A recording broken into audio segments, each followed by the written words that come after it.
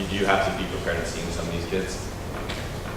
Here's some anatomy about why it's important to really be careful with these patients, because you're going to have, there's a couple of theoretical spaces in the posterior oral pharynx. One is the retropharyngeal space, and two is the parapharyngeal space. And so what the retropharyngeal space is something that you'll see mostly in younger kids, but it's a potential space between the back of the throat and in front of the vertebral bodies. And the parapharyngeal space is behind the tonsils, but then it contains a lot of important structures within the mouth, so the carotid artery, the jugular vein, and some nerves as well. And it's all surrounded by the carotid sheath. The reason you have to consider both of these as important areas in the mouth is because both will extend into the mediastinum. So if you have a penetrating injury that disrupts any of these spaces, it can seed bacteria and cause a deep infection and abscess all the way down to the lungs. And so you do want to be careful and be cognizant of these areas whenever you see a trauma in the mouth. So again, consider internal jugular injury, consider a carotid injury. Sometimes you see a lucid interval with these carotid injuries. So what happens is that you'll have penetrating trauma to the carotid sheath. You'll get a little bit of intimal tears. You get an intimal tear in the carotid artery. You get thrombus formation. You get a thrombus formation, but then you have a lucid interval up to 60 hours, which is what the literature shows, and then you end up with a stroke. And so that's why being cognizant of these spaces and identifying injuries quickly is really important, especially in these children. All right. So how do you manage these patients? Obviously ABCs, history of physical, other associated injuries, so tooth avulsions, lacerations, stuff like that. Looking for focal neurological signs, because if you do have an ICA injury, then that's going to, if you do have a focal neurological signs, you are going to be concerned about like a vascular injury or something like that, and so that might affect your management and workup. And then what they recommend is risk stratification. So they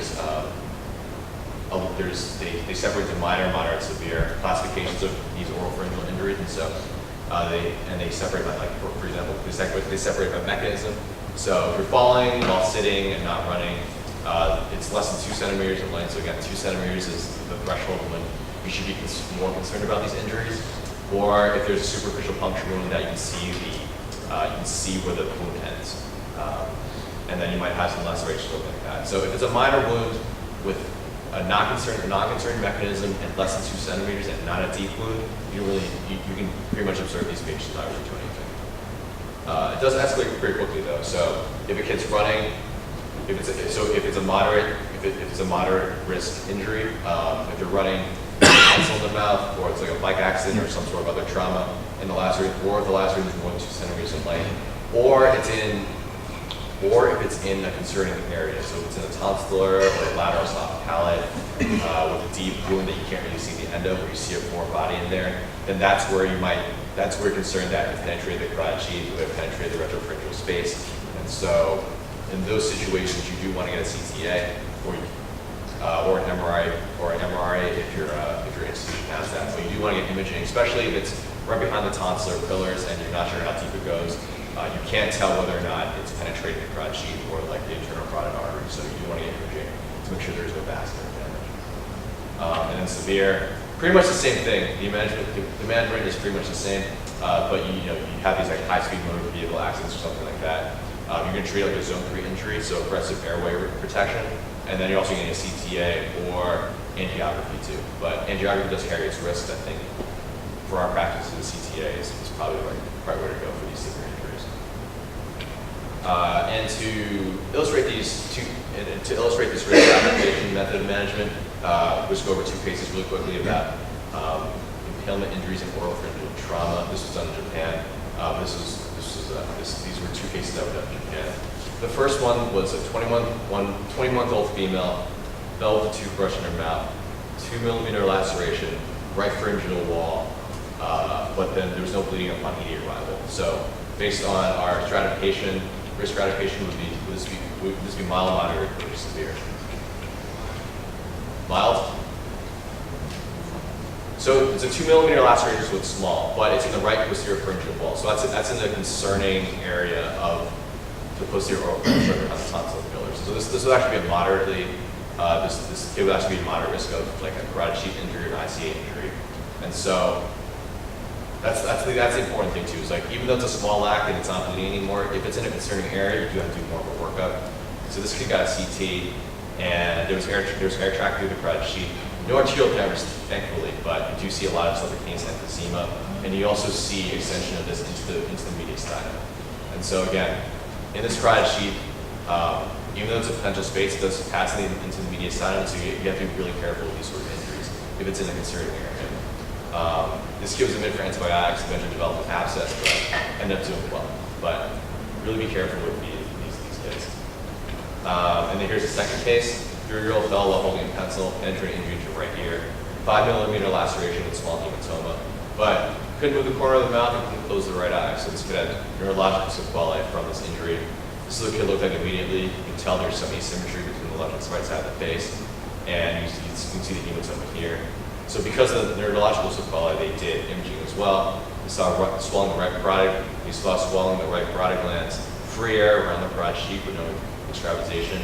It was eventually diagnosed with a facial nerve injury and also managed surgically.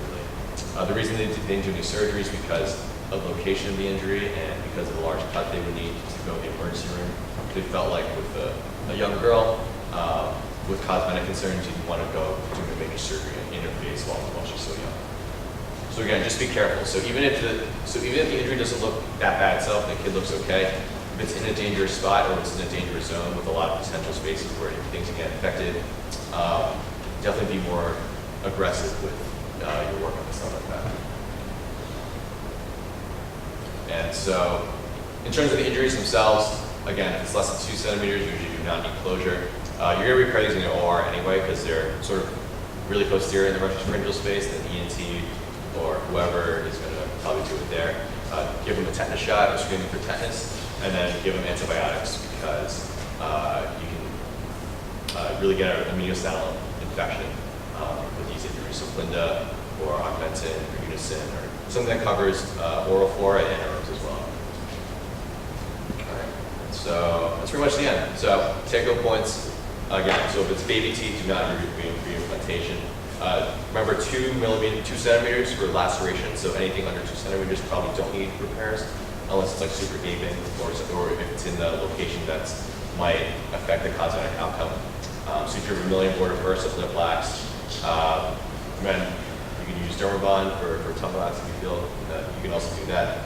Think about the retropharyngeal and parapharyngeal space in the posterior oropharynx injuries, and then antibiotic prophylaxis for penetrating injuries as well. And so yeah, any questions? Dr. Chap? One comment and suggestion. I personally, I get really nervous about those posterior pharyngeal injuries just because there's so much fluid in them. You mentioned that there's potentially loosening for up to 60 hours until you stroke.